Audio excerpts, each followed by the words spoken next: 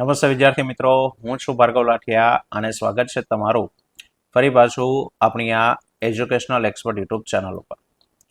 મિત્રો, આજે આપણે ધોરણ 10માં વિષય વિજ્ઞાન અને ટેકનોલોજીમાં ગાલા અસાઇનમેન્ટ પેપર સેટ 2026માં પ્રશ્નપત્ર 3નું સોલ્યુશન કરીએ છીએ. બરાબર, જેમાં વિભાગ એ અને વિભાગ બી ના સોલ્યુશન ઓલરેડી આવી ગયા છે. જો તમે ન જોયા હોય તો નીચે ડિસ્ક્રિપ્શનમાં લિંક આપેલી છે. આજે આપણે જોવાના છે વિભાગ સી નું સોલ્યુશન. બરાબર, ચાલો તો શરૂઆત કરીએ વિભાગ સી માં. પહેલા સવાલમાં કહે છે, નીચેના વિધાનોને રાસાયણિક સમીકરણમાં રૂપાંતરિત કરો અને ત્યારબાદ એને સમતુલિત કરો.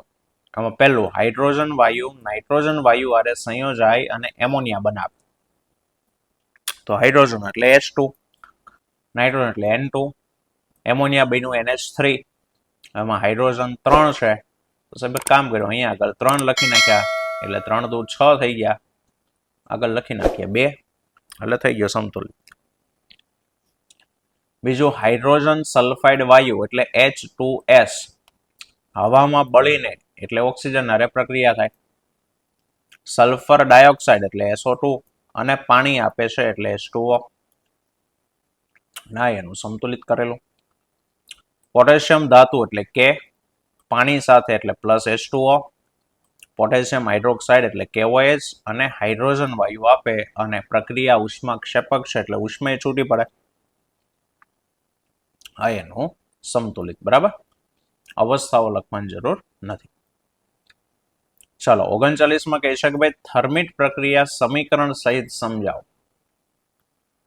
તો ધાતુના ઓક્સાઇડમાંથી ધાતુ મેળવવા માટે ઘણી વખત કાર્બનના સ્થાને સોડિયમ, પોટેશિયમ, કેલ્શિયમ કે એલ્યુમિનિયમ જેવી વધુ સક્રિય ધાતુ રિડક્શન કરતા તરીકે વપરાય. જેમ કે મધ્યમ સક્રિયતા ધરાવતી ધાતુમાં આપણે ભણ્યા કે ભાઈ ધાતુના ઓક્સાઇડ છે, ઝિંક ઓક્સાઇડ, એની તમે કાર્બન જેવા રિડક્શન કરતા આરે જો પ્રક્રિયા કરો તો એમાંથી ઝિંક અને કાર્બન મોનોક્સાઇડ છૂટો પડે. તો અહીંયા તમે રિડક્શન કરતા તરીકે કોને વાપરું? કાર્બન. પણ એ કહે છે કે ઘણીવાર ધાતુના ઓક્સાઇડમાંથી ધાતુ મેળવવા માટે કાર્બનની જગ્યાએ આવી વધુ સક્રિયતા ધરાવતી ધાતુ વપરાય રિડક્શન કરતા તરીકે. ચાલો વાપરીએ ઉદાહરણ તરીકે મેંગેનીઝ ડાયોક્સાઇડ એટલે MnO2. એની પ્રક્રિયા એલ્યુમિનિયમના ભૂકા સાથે કરો એટલે એલ્યુમિનિયમ. એમાં ગરમ કરો તો મેંગેનીઝ તમારું છૂટું પડી જાય. પણ સાહેબ આ એક પ્રકારે વિસ્થાપન પ્રક્રિયા થઈ. MnO2માં Mn ઓછી સક્રિય ધાતુ, એલ્યુમિનિયમ વધુ સક્રિય ધાતુ. એલ્યુમિનિયમ આમાંથી મેંગેનીઝનું વિસ્થાપન કરે એટલે મેંગેનીઝ છૂટું પડ્યું અને સાથે મળ્યું Al2O3. અને આ પ્રક્રિયા ખૂબ વધારે ઉષ્મા ક્ષેપક છે અને એટલે એટલી બધી ઉષ્મા છૂટી પડે કે એના કારણે જે ધાતુ છે ને એ પીગળી જાય. જો અહીંયા અવસ્થા લખી છે L. અને આ પ્રક્રિયાને કહેવામાં આવે થર્મિટ પ્રક્રિયા. બરાબર, તો આ એની વ્યાખ્યા થઈ. અને બીજું ઉદાહરણ કે સાહેબ આયર્ન ઓક્સાઇડ એટલે કે લોખંડનો કાટ Fe2O3 ફેરિક ઓક્સાઇડ, એની પ્રક્રિયા એલ્યુમિનિયમના ભૂકા સાથે કરો તો લોખંડ છૂટું પડે પીગળેલી અવસ્થામાં અને એનો ઉપયોગ ટ્રેનના પાટા અથવા તો તિરાડ પડેલા મશીનના ભાગો એને જોડવા માટે થાય. Fe2O3 plus Al, it gives Fe plus Al2O3 plus ઉષ્મા. ચાલો 40માં કહે છે કે ભાઈ ધાતુનું ક્ષારણ અટકાવવાના ઉપાયો જણાવો. સાહેબ ધાતુનું ક્ષારણ થાય શું કામ? તો કે ભાઈ ધાતુની આ જે સપાટી છે, આ સપાટી જો હવા, પાણી, ભેજ કે એસિડના સંપર્કમાં આવે, ચારમાંથી કોઈ પણ ના સંપર્કમાં જ્યારે ધાતુની સપાટી આવે એટલે એનું ઉપરનું જે પડ છે ને એ પડ નીકળવા લાગે, ખવાવા લાગે, એને કહેવાય ક્ષારણ. હવે ક્ષારણ થતું અટકાવવું છે તો એના માટે શું કરવું પડે? તો કે સાહેબ આ ધાતુની સપાટી ઉપર કંઈક એવું પડ લગાડી દો કે જેના કારણે ધાતુની સપાટી આના સંપર્કમાં ન આવે. તો જેમ કે સૌથી સસ્તી અને સારી રીત છે રંગ કરવી. તમે રંગ કરી દો એટલે ઉપર એક લેયર લાગી ગયું, જેથી હવે એની સપાટી હવા, પાણી, ભેજ કે એસિડના સંપર્કમાં આવશે નહીં. બીજું છે તેલ. તેલ મીન્સ ઓઇલ લગાવીને, ગ્રીસ લગાવીને, ગેલ્વેનાઇઝિંગ કરીને, ક્રોમ પ્લેટિંગ એટલે કે ક્રોમિયમ ધાતુનું પડ ચડાવીને, એનોડીકરણ દ્વારા કે પછી મિશ્ર ધાતુ બનાવી એને ક્ષારણ થતું અટકાવી શકાય. વ્યાખ્યા: લોખંડ કે સ્ટીલ ઉપર તેનાથી વધુ સક્રિય ધાતુ ઝિંકનું પાતળું સ્તર ચડાવવાની પ્રક્રિયા એને ગેલ્વેનાઇઝેશન કહેવાય અને આ પ્રક્રિયાથી બનેલું લોખંડ એને ગેલ્વેનાઇઝ્ડ આયન તરીકે ઓળખાય. ચાલો, પરાવર્તિત ક્રિયા એટલે શું અને એના 4 ઉદાહરણ. 1 માર્ક્સ વ્યાખ્યાનો અને ઉદાહરણના 2 માર્ક્સ. 2 વ્યાખ્યા છે. પહેલું, મગજના એશિક કેન્દ્રોની જાણ બહાર. એટલે આ ક્રિયા એવી છે કે જેની જાણ શરૂઆતમાં મગજને હોતી નથી. મગજમાં એવા ભાગ જે આપણી એશિક ક્રિયાનું કંટ્રોલ કરે, જે આપણી ઈચ્છાથી થતી હોય. લખ્યું છે એશિક કેન્દ્રોની જાણ બહાર, એટલે કે મગજને ખબર વગર બહારથી જે ઉત્તેજના અનુભવાય, જે સંવેદના અનુભવાય, એની સામે દર્શાવવામાં આવતા અનૈચ્છિક અને ઝડપી પ્રતિચારને પરાવર્તિત ક્રિયા કહેવાય. બહારથી કંઈક અનુભવ થયો અને એની સામે ઝડપથી મગજને ખબર વગર જે જવાબ આપી દીધો એને પરાવર્તિત ક્રિયા થઈ કહેવાય. પ્રતિચારને જ, એટલે જે રિએક્ટ કરો છો એ રિએક્ટને જ પરાવર્તિત ક્રિયા કહેવાય. બરાબર? અથવા બીજી વ્યાખ્યા એમ છે, ઉત્તેજનાની સામે, મીન્સ કે તમને અનુભવવાનું, એની સામે આપણા સ્નાયુઓ કે આપણી ગ્રંથિઓ દ્વારા અભાનપણે લખ્યો છે. અભાન, ભાન ન હોય એવું. બરાબર ને? ભાન ન હોય ક્યારે? જ્યારે મગજ કામ ન કરતું હોય ત્યારે ભાન ન હોય. એટલે અભાનપણે, એટલે મગજને આમાં ખબર હોતી નથી. અને સ્વયંસ્ફુરિતપણે એટલે કે ઓટોમેટિક અપાતો અનૈચ્છિક, આપણી ઈચ્છા હોય કે ન હોય, ઓટોમેટિક અપાઈ જતો પ્રતિચાર એને પરાવર્તિત ક્રિયા કહેવાય. ઉદાહરણ તો કે ભાઈ ઉધરસ આવી, બગાસું ખાવું, બગાસું ખાતી વખતે બગાસું આવે ત્યારે મોઢું ન ખુલે તો ઓટોમેટિક ખુલી જાય. છીંક ખાવી, આંખો બંધ ન કરવી હોય તો એ બંધ થઈ જાય. ઉરોદર પટલનું હલનચલન થવું, અજાણતા પિન વાગવાથી હાથને પાછો લઈ લેવો, ગરમ વસ્તુને હાથ અડતા હાથ દૂર લઈ લેવો, તીવ્ર પ્રકાશમાં આંખની કીકી નાની થવી, આંખો પટપટાવવી, પગમાં કાંટો વાગતા તરત પગ ઊંચકી લેવો, સ્વાદિષ્ટ ખોરાકને જોઈને મોંમાં પાણી આવવું, ઘૂંટણને ચાલતા ચાલતા આંચકો લાગવો, આ બધી પરાવર્તિત ક્રિયા થાય. ચાલો, 42માં છે, તરુણાવસ્થા સમયે છોકરાઓમાં કયા પરિવર્તનો જોવા મળે છે? તો લખ્યા છે, છોકરાઓમાં જોવા મળતા પરિવર્તનોમાં પહેલું, ચહેરા ઉપર દાઢી અને મૂછનો વિકાસ થાય, ઉગવાની શરૂઆત થાય. અવાજ ઘેરો એટલે કે જાડો અને કર્કશ એટલે કે ઘોઘરો અવાજ છે તે બને છે. દિવા સ્વપ્ન અને રાત્રિમાં શિશ્ન સામાન્ય રીતે કદમાં વધે છે અને ટટ્ટાર બને છે. પ્રજનન અંગોનો વિકાસ થાય છે. ખભા અને છાતીનો ભાગ પહોળો થાય છે અને શુક્રપિંડમાંથી શુક્રકોષોનું ઉત્પાદન શરૂ થાય છે અને શરીર વધારે સ્નાયુબદ્ધ બને, મજબૂત બને. ખભા અને છાતીનો ભાગ પહોળો થાય. બરાબર? આ છોકરાઓમાં જોવા મળતા ગૌણ જાતીય લક્ષણો. ચાલો, 43મો છે, સપુષ્પી વનસ્પતિમાં લિંગી પ્રજનન સમજાવો. ચાલો, તો જો અહીંયા આકૃતિ એક સ્ત્રી કેસરની આપેલી છે. હવે સ્ત્રી કેસરની આકૃતિમાં સૌથી ઉપરનો જે ભાગ છે એને કહેવાય પરાગાશા. પછીની નળી જે છે એને કહેવામાં આવે પરાગવાહિની. આ ભાગ બહારનો પરાગવાહિની. સૌથી નીચેનો ભાગ અંડાશય અને ફૂલેલો ભાગ. અને અંડાશયની અંદર આજે તમને ટપકા આપ્યા છે, ટપકા એ અંડક છે. હવે એની અંદર અંડકોષ હોય, અહીંયા આકૃતિમાં દેખાય આ અંડકોષ છે. અને સ્ત્રી કેસરની સાથે નર ભાગ જે છે એ નર ભાગ હોય પુકેસર. આ પુકેસર. પુકેસર ઉપર અહીંયા પરાગરજ હોય, નાની નાની રજ. એની અંદર શુક્રકોષ હોય. હવે ફલન થવું એટલે શું? તો કે શુક્રકોષો અને અંડકોષો એકબીજાને જોડાવે એને ફલન કહેવાય. પણ શુક્રકોષો પરાગરજમાં છે, અંડકોષો અહીંયા અંડકમાં છે. તો સાહેબ આ શુક્રકોષો અહીંયા અંડકના અંડકોષ હારે જઈને જોડાય તો એને ફલન કહેવાય. પણ એ પ્રોસેસ થાય કેવી રીતના? તો કે સાહેબ સૌથી પહેલા તો પુંકેસરની જે પરાગરજ છે ને એ ઉડીને આવીને સ્ત્રી કેસરના પરાગાસન ઉપર બેસે. જેવા આકૃતિમાં દેખાય આ પરાગરજ છે. જો લખ્યું છે પુંકેસરના પરાગાશય વાળા ભાગમાં પરાગરજ ઉત્પન્ન થાય. ઈ પરાગરજ એમાં નરજન્યુ હોય એટલે કે શુક્રકોષો હોય અને સ્ત્રી કેસર એનું અંડાશય એનું અંડક એમાં માદાજન્યુ ઉત્પન્ન થાય. પરાગનયનની ક્રિયા દ્વારા પુંકેસરના પરાગાશયમાંથી જે પરાગરજ છે એ તેજ પુષ્પના અથવા તો અન્ય પુષ્પના સ્ત્રી કેસરના પરાગાસન સુધી પહોંચે.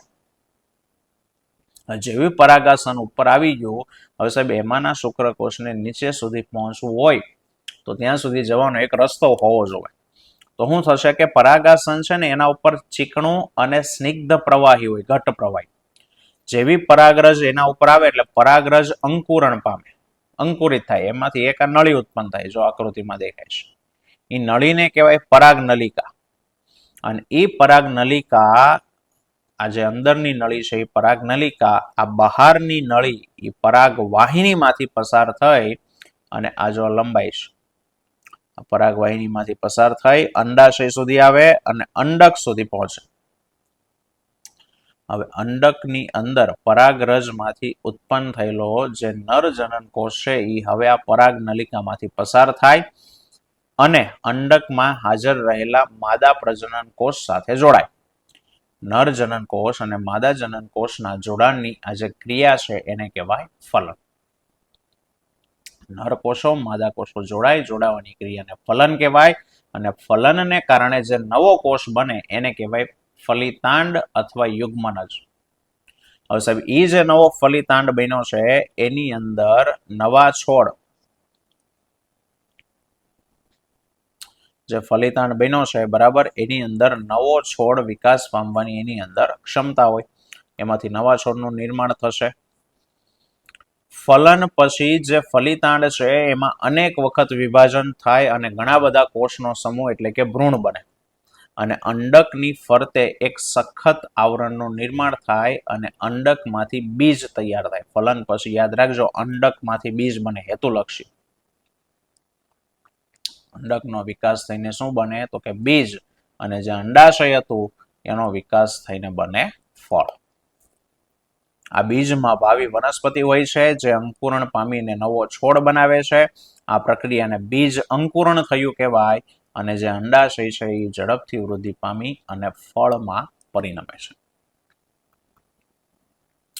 ચાલો, આકૃતિ કીધી છે કે બહિર્ગોળ લેન્સની સામે વસ્તુને F1 અને O ની વચ્ચે મૂકતા પ્રતિબિંબનો સ્થાન, પ્રકાર અને પરિમાણ દર્શાવો. ચાલો, તો વસ્તુનું સ્થાન આવી ગયું F1 O ની વચ્ચે. બહિર્ગોળ લેન્સ આ F1 આ O, એની વચ્ચે તમારી વસ્તુ. પહેલું કિરણ સમાંતર વક્રીભવન થઈને F2 માંથી પસાર થાય, બીજું ઓપ્ટિકલ સેન્ટરમાંથી જે સીધે સીધું જતું રહે. બે કિરણો આગળ નથી ભેગા થતા તો પાછળ લઈ જાઓ, પાછળ જ્યાં ભેગા થયા ત્યાં પ્રતિબિંબ. પ્રતિબિંબ આવ્યું 2F1 થી દૂર, કોઈને 2F1 ઉપર આવે, કોઈને 2F1 અને F1 ની વચ્ચે પણ આવે. પણ આપણે લખવાનું છે કે સાહેબ જે બાજુ ઉપર લેન્સ છે ને એ લેન્સની જે બાજુ ઉપર વસ્તુ છે એ વસ્તુ તરફની બાજુએ જ આવે છે. અને ક્યાં આવે? તો કે વસ્તુ અંતર કરતા વધુ અંતરે આવે. મીન્સ કે ઓપ્ટિકલ સેન્ટરથી તમારી વસ્તુ જ્યાં સુધી તમે રાખી છે ને એની કરતા ઝાઝુ અંતર આવે. એટલે પછી તમારે 2F1 ઉપર આવે, એનાથી દૂરે આવે, પણ એ નહીં લખવાનું, આ લખવાનું. વસ્તુ તરફની બાજુએ વસ્તુ અંતર કરતા વધુ અંતરે. આભાસી અને ચત્તુ છે અને વસ્તુ કરતા મોટું એટલે કે વિવર્ધિત છે. ચાલો, એક દાખલો. અંતર્ગોળ અરીસાથી 10 સેન્ટીમીટર દૂર મૂકેલી વસ્તુ અંતર આપ્યું છે 10 સેન્ટીમીટર દૂર મૂકેલી વસ્તુનું વાસ્તવિક પ્રતિબિંબ મળે છે. જો પ્રતિબિંબ વસ્તુ કરતા 4 ગણું મોટું મળતું હોય તો અરીસાની કેન્દ્ર લંબાઈ શોધો. જો દાખલો, વસ્તુ અંતર u આપ્યું છે 10 સેન્ટીમીટર અને એ હંમેશા માઇનસ જ હોય એટલે -10. શોધવાની કીધી છે કેન્દ્ર લંબાઈ. સાહેબ અરીસાનું સૂત્ર 1/v પ્લસ 1/u બરાબર 1/f. આ સૂત્રમાં f શોધવાનું તો u અને v બે જ હોય ને, એમાંથી u આપ્યું છે, v નથી આપ્યું, પણ એના માટે આપી છે મોટવણી કે અહીં પ્રતિબિંબ વાસ્તવિક, ઉલટું અને વસ્તુ કરતા 4 ગણું મોટું છે. 4 ગણું મોટું એટલે મોટવણી 4 થાય, અને વાસ્તવિક અને ઉલટું છે એટલે મોટવણી આવે માઇનસ. તો પેલા શરૂઆત મોટવણીના સૂત્રથી કરો કે ભાઈ અરીસાની મોટવણી m બરાબર -v/u,